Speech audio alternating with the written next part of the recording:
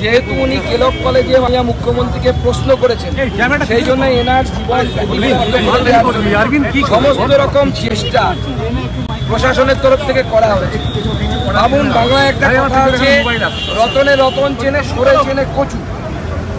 একজন ডাক্তারবাবু তিনি 30 বছর বিদেশে চিকিৎসা করে এই রাজ্যে এসেছেন, তার প্রতি কি ট্রিটমেন্ট হওয়া উচিত সেটা একবার ভাবুন।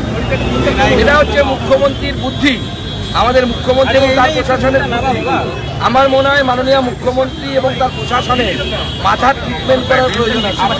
আমাদের রাজ্য সভাপতি এবং দক্ষিণ কলকাতা উত্তর কলকাতা জেলা সভাপতিকে যেভাবে গ্রেপ্তার করে নিয়ে গেছে কালীঘাট থেকে, এটা অত্যন্ত নিন্দনীয়।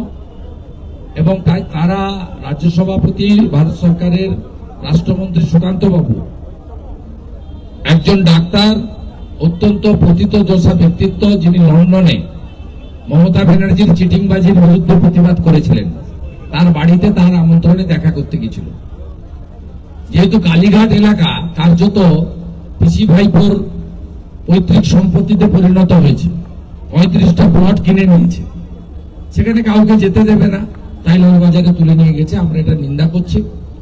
পুলিশকে বাদ দিয়ে দিলে এই সরকারের কোনো অস্তিত্ব নেই। সমগ্র আসানসোলেও তাই।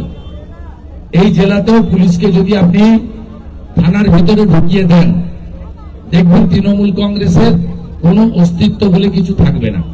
মলয় ঘটকের এত ফুটানি পুলিশটা সঙ্গে আছে বলে, পুলিশ না থাকলে ঘর থেকে এরা বেরোতে পারবে না। তাই পশ্চিমবঙ্গ পুলিশকে এখন সবাই মমতা পুলিশ হিসেবেই ডাকে।